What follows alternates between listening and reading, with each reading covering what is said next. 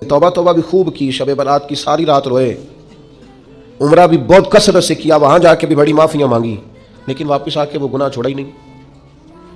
वो जिस गलती की तौबा की थी उसकी इस्लाह ही नहीं की, अपने आप को बदला ही नहीं।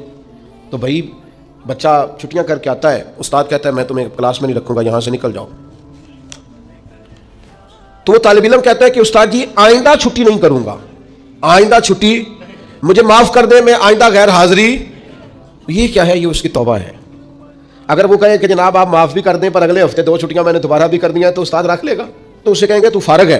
वो यकीन दिलाता है, फिर अपनी अम्मा से सिफारिश कराता है, फोन कराता है, अब्बा जी का फोन कराता है, घर से वो किसी सिफारिशी को लाता है, कहता है जनाब ये मेहरबानी करें, ये मैं इनको साथ लाया हूं, मैं आइंदा छुट्टी, गलती हो गई, भूल गया था। वो बार बार कहता है जी आज के बाद हुआ तो जो मर्जी कर लीजिएगा, आज के बाद अगर गलती हुई तो फिर आप जो मर्जी फैसला कीजिएगा।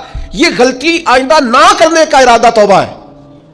लेकिन सारी रात शब बारात पे रो के सवेरे ही दुकान खोलते पहला झूठ बोल देना और कहना मैं तौबा करके आया हूं।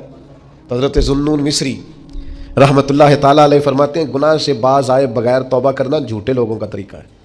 ये रब से भी झूठ बोल के आया रात, इसका पूरा इरादा नहीं था तौबा का, इसलिए कि गुनाह छोड़ने का इरादा ही नहीं, बाहर आने का प्रोग्राम ही नहीं, इसका इस्तिग़फ़ार, इसकी तौबा, ये जुमले थे, ये लफ्ज़ थे, ये जुबान की अदायगी, कल्ब और रूह के साथ इसने तौबा नहीं की। मेरे भाइयों वक्त हमें मुयस्सर आ रहा है, इरादा करें ना खताएं छोड़ने का। अब कितनी देर तक, कितनी देर तक?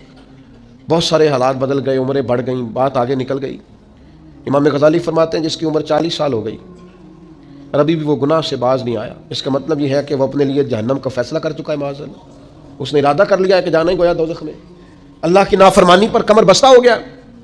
तो दूसरी शर्त यह है कि इरादा किया जाए कि मैं आज के बाद ये वाला अमल नहीं करूँगा। और मैंने छोटे बच्चों को जो अभी 15-18 साल की उम्र में होते हैं, मैंने उन्हें देखा है कि वो असातिज़ा और वालिदैन को कैसे मनाते हैं, वो अपने बड़ों को कैसे मनाते हैं, वो कैसे यकीन दिलाते हैं। कहते हैं आज के बाद दोबारा आप मुझे ये गलती करते तो महसूस होता है।